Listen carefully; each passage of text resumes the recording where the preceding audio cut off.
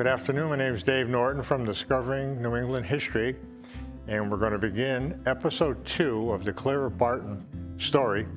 And Clara Barton is from North Oxford, Massachusetts, so it's quite a New England story. So we'll go to the next slide. And we're going to begin here. This is a colorized photo, black and white photo, of Antietam Creek. And it was probably taken before the battle. You can see Antietam Creek, and you can see the bridge over it. And we're going to be talking about Antietam, Maryland here in episode 2. And that's a great color picture of the Antietam Creek and the bridge over it. We'll go to the next slide. And the whole countryside was turned into turmoil here. The South was advancing north, and the Union Army was ready to stop their attack. So the Union and Rebel armies, they clashed right here at Antietam. And we'll go to the next slide. And the heaviest fighting was at what they call the cornfield, which opened up here. And you got all stalks of corn as tall as each of the soldiers, and bullets flying everywhere, and it was quite an incredible clash of two armies. We'll go to the next slide. Then it moved along to Dunker Church, an open, big open field here, church assault, and there's the Union Army in ranks and charging across an open field. I mean, it was just amazing, the devastation and of these two armies clashing here at Antietam. We'll go to the next slide. And this is one of my better shots here. This is around Dunker Church, and that's the Rhode Island Light Artillery right there. That's a famous painting. And we'll go to the next slide. And then the fight passed through there, and you can see the some of the dead Confederates here. And there's a Dunker Church, and you can see the actually where the cannonball, the holes in the side of the building, and everything else. It was incredible. And this was actually a black and white photo that has also been colorized. And we'll go to the next picture. Now it moves down to Antietam Creek. And this was it's to be called the Burnside Bridge. General Burnside from Rhode Island was in charge here. And the Rebel Army was on the other side of the bridge, just waiting for them. They were on the high ground. And this is a famous bridge. That's a picture of it today in history. So we'll move along to the next slide. And this is amazing here. You can see the bridge down there, you can see the creek, and you can see that all across the hills there were lined with the rebel sharpshooters, and they were just picking off all the Union soldiers one at a time. And of course, General Burnside made the decision that he was going to gather his forces, and the quickest way across the creek is right across that bridge. But the problem with that is you would funnel the whole army right across that bridge there, and it would easily get picked off by all these sharpshooters. We'll go to the next slide. And here's a picture here. They're ordered to charge, and you can see all the Union soldiers, and you can see the bridge in there, and you can see up on top there all the flashes from all the guns, all the rifles and everything else like that. And it was an incredible battle with so many casualties here at Antietam. And we'll go to the next slide. Now, I took a couple of pictures here. The Antietam town, and you can see on the left there's a church, and you can see how that was part of the battle there. You can see the site of the church, and then on the right, that's what the town looked like back in time there, and with the dirt road. And if you take a real look, closer look there in the picture on the right, at that house right in front of us there, you can see the hole in the side there where a cannonball probably went through, where the two armies clashed. And we'll go to the next slide. Now, Clara Barton knew of this attack, and what she was doing is gathering all these ambulances. And those ambulances, there they are. They're all gathering there, waiting for the battle to be over so they could rush right to the field and take the severely wounded in these wagons and take them to hospitals for medical care. So she organized all of this, and you can see what an incredible job she did. She used a lot of her experiences she had in Bull Run to make this one a little bit better, but she didn't realize the number of casualties that happened here at Antietam, so they were just still totally overwhelmed. We'll go to the next picture. And here's a picture of a Union Field Hospital. There were so many casualties that all they had to do was just throw up some tents and poles and take the wounded and put them in there to get them out of the sun. I mean, it was just, fields were just covered with these makeshift field hospitals. And Clara Barton saw all of this, and she said, I'm not, if the men can stand this and the doctors can stand this, so can I. And she went right into the field to help. And we'll go to the next slide. And you can see, this is a picture on the right. You can see there were Confederate soldiers and Union soldiers just lying all across this Antietam, the fields. So they had to gather up all the soldiers and take those that were critically injured and put them on the wagons and get them to hospitals, and the others they could give first aid to.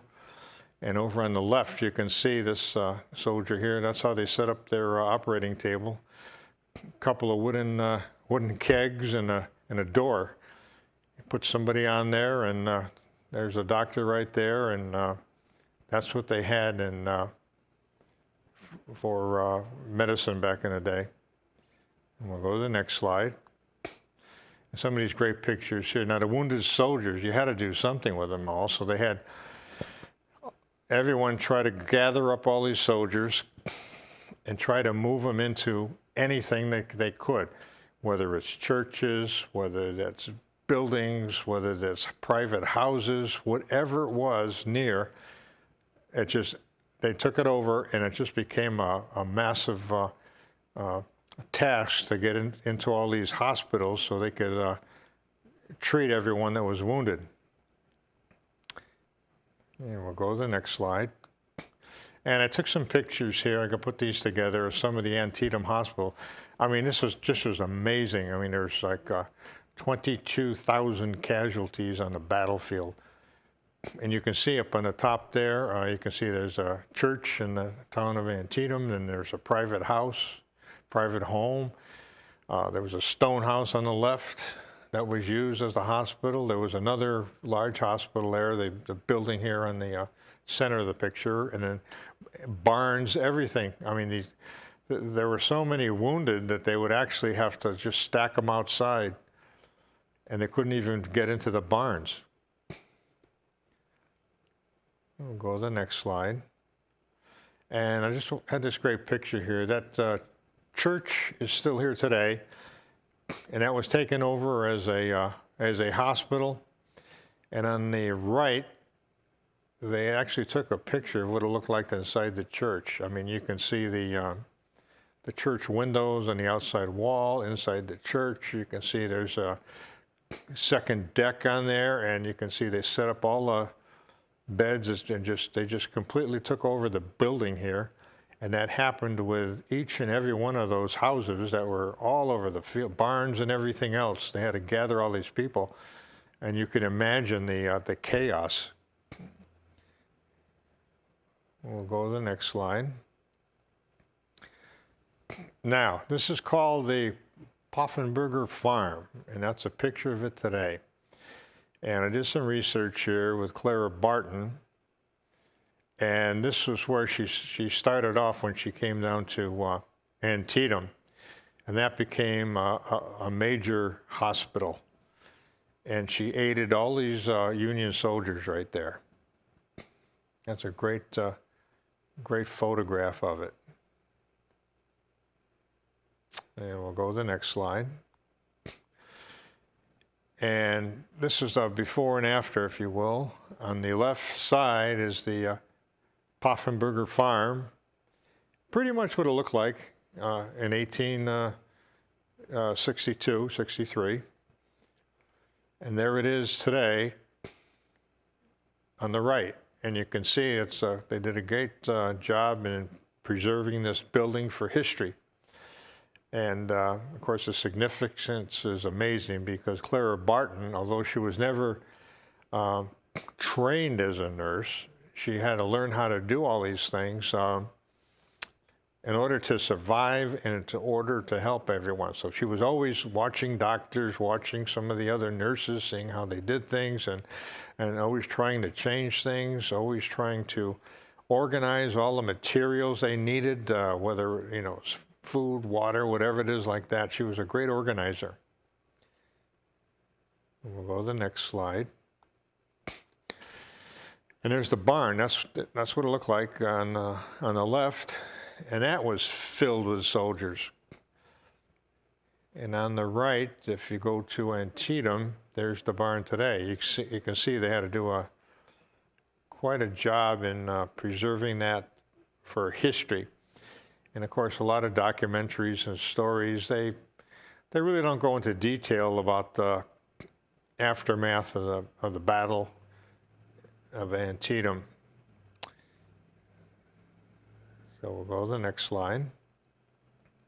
Now, what they had to do, of course, all the wells, a lot of the houses, they all had wells, and that was a prime real estate, prime things to get, because you've got these huge armies, the Union Army specifically, and you had how do you get water? How do you get food? How do you feed all these soldiers, and especially the wounded in the hospital, thousands and thousands of them.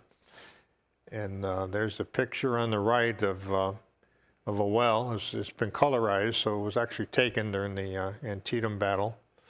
And you can see they've got a cart there with a horse, and what they were doing is filling up these wooden kegs with water. Of course, one by one, they had to send all the buckets down to the bottom of the well, hoist them up, pour them into the barrels, and rush them right to the battlefield. And there's an actual Union canteen. That's a picture there over on the left. And you can see it's the same one that I have on my desk right here. That was given on my wife's side of the family. There it is right there. And that's one of my prized possessions there. That's an actual Union canteen. And very important when everyone's injured on the battle. It's one of the things they want. They need the water. They need the water. And we'll go to the next slide. And what else they need? And she's actually taken notice of all these things that they're trying to do, setting up tents, portable stoves like that. And you can see there's a stove right there. You've got to feed all these people. You can't transport them. They're too severely wounded, a lot of them. You've got to give them something to eat. And she took notice of all of that, which stoves worked, which stoves are the easiest to transport to the battle. She was just doing all this. She was making all this in her mind. Everything that she was looking at, she said, we can do better, we can do better. And that's how Clara Barton really got started. And we'll go to the next slide. Now, this is called the Smith Barn Hospital. This was also in Antietam, Maryland, and that's a great picture of it there. It's actually taken. And you can see the surrounding area. I mean, goodness, I mean, you can't even imagine that with all the soldiers that were shot in the arm, shot in the leg, shot in the head, wherever like that, just strung out all over the battlefield as the battle progressed. And this barn was they took it over for medical treatment. And we'll go to the next slide. And I was very lucky to find this one here. This is actually that someone made a sketch of this, the actual barn. And if you look out the door of the barn there, you can see one of the Civil War ambulances, and they're taking the wounded soldier out. Each one of those wagons could hold 2 soldiers, and they would bring them in the barn. Now in the barn you can see underneath it on the left and the right, that's where the horses are. And in the middle, all they did was just lined up all the wounded and put them on the wood floor.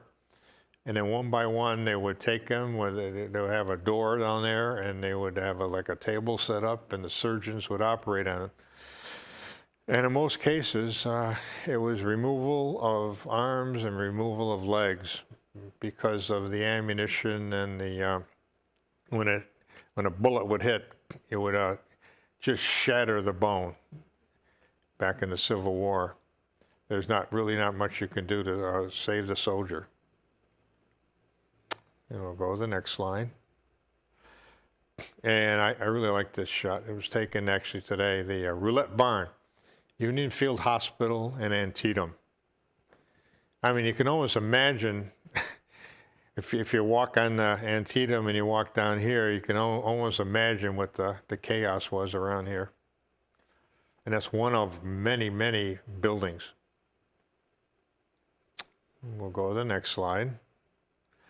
And this was called a stone house. And I took a picture of that, and I did some research on that. Union Field Hospital. And Clara Barton found out that Massachusetts, 21st Massachusetts Volunteer Infantry, that's where they all put them in this small building. So she made the point to go down there and help them. They're from Massachusetts. Of course, that's where she was born and raised. And she took care of them, gave them food, gave them water, changed dressings and all the wounds and everything. And that's the stone house, still there today. Another important part of history. And we'll go to the next slide. Now, this is quite a story. She did a lot with the wounded in the barns and whatever like that, but it wasn't exactly on the front lines. And she just was compelled to go into the front line where all the firing was and to help those that are immediately hit right away. And she was out there pulling soldiers away, and a stray bullet came, and it hit, the soldier was in her arms, and she was pulling him, and it hit him in the cheek. And on the left there, that's called a mini ball. And it was so hot. I guess it gets hot with all the gas and the powder and everything being shot from a musket, that it was lodged in his cheek, and it was burning his face. He screamed at her, "Do anything, do anything." And she looked around, and all the doctors, of course, were handling all the other. I mean, there's just, you can't really call a doctor at that time. And he was in pain. And so she said, "Well, I've never done this before, but hold on." And so on the right there, she pulled out a Civil War pocket knife, and that's a picture of what they would have looked like. And she told him to hold on, and she used that knife, and she cut the bullet out of his cheek and saved his life.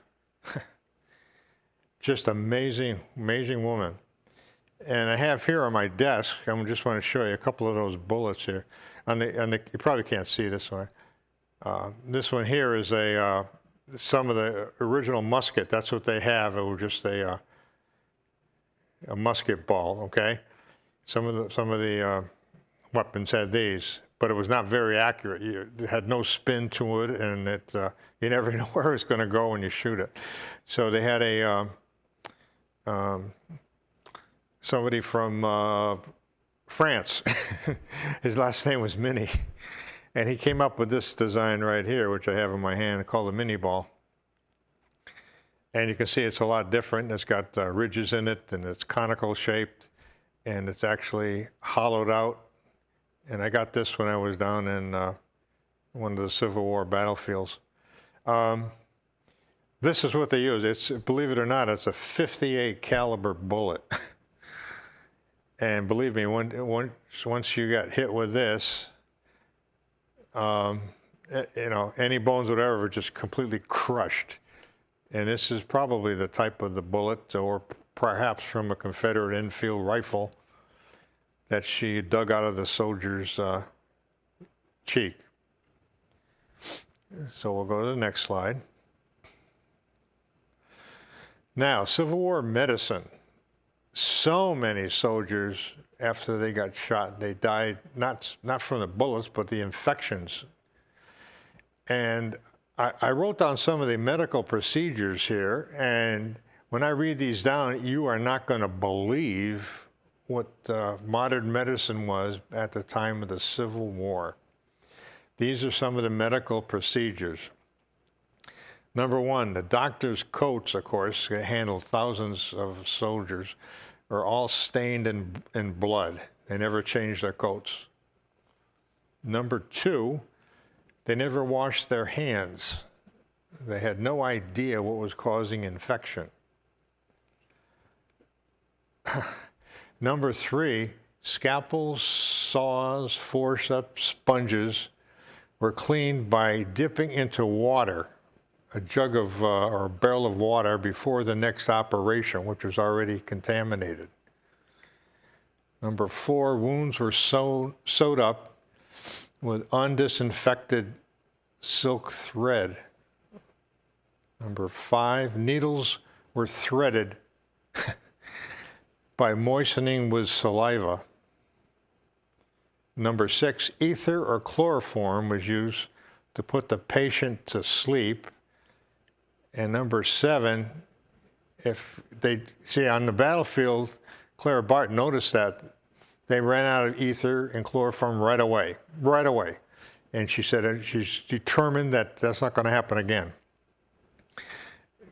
Got to get those supplies, got to get more of those supplies. So what they had to do to compensate instead was number seven. They either gave the wounded soldier a shot of whiskey, or they gave him a piece of leather to bite on until they went through the operation. And the operation, we're calling sawing off a leg or sawing off an arm, and all they do is they give you a piece of leather to bite on. I can imagine this by thousands of folks, soldiers on the battlefield. And that's a picture of some of the surgeons right there. That was taken after the battle. And you go to the next slide. Now, Clara Barton made sure we had all these wagons set up after first aid was given, and those that needed additional medical. All these wagons were set up ready to head out to the hospitals. And that's a terrific picture right there. So at least they're organized. You got to remember, they never had, in all these battles before in the United States and wherever, they never thought of the idea of taking soldiers, putting them into these ambulances and taking them away for major operations. And so this was the first war that happened, certainly thanks to Clara Barton. We'll go to the next slide. And there's a picture of the ambulance shop. We can imagine all these wagons. I mean, they have to be maintenance. You got to fix the wheels, you've got to fix the axles, you got to fix everything else. So they're all in top shape in case there's another battle. And that's a great picture there. And you can see the sign in the building, ambulance shop. And of course, I was far away from the battles, but it still gives you an idea of the organization that Clara set up. And we'll go to the next slide. And this is amazing. It was a colorized photo of the ambulance teamsters. You know, it's too bad we didn't have the pictures of all these soldiers there. And you can see the ambulances in the back there. And they had to wait until all the bodies were brought to them. And you got to remember what kind of a jarring ride that is over the countryside, hitting rocks and everything else. No springs on the wagons. I mean, it was just awful. Go to the next slide. And there's a great shot, shows them on the battlefield, loading them 2 at a time into each one of these wagons. Wounded soldiers. In this case, a lot of them at Antietam, they were evacuated to Alexandria, Virginia. We'll go to the next slide. And that's one of the hospitals. It was actually a hotel, the Mansion House Hotel. This is all colorized photo. Alexandria, Virginia. So the extremely wounded, that's where they had to really hurry to get them in there. And we'll go to the next slide. And there's a picture inside. You can see not only had beds against the windows, they had beds right down to the center of the aisle. Every space was taken. Go to the next slide. And there's a picture of the Mansion House Hotel, Union Hospital. And I believe that's a Clara Barton administering to the sick, which she did, bed to bed. I mean, they said she went one day after another with no sleep at all. She just kept on doing her job. And we'll go to the next slide. And there's a picture of the nurses and doctors in Antietam at the Union now. And the Union had 12,400 casualties. This is all in one day. And the Rebel Army had 10,300. So there's a total of 22,700 casualties. And to this day, Antietam is the bloodiest single day of combat in the United States history. Now, you've had a lot more, but a lot of the battles stretch out 2, 3, 4 days. This is all in one day, completely overwhelmed. And we'll go to the next slide. And there's an Antietam. They had this nice monument to Clara Barton for everything she did to aid everyone. And we'll go to the last slide. And there's the plaque that she had on there.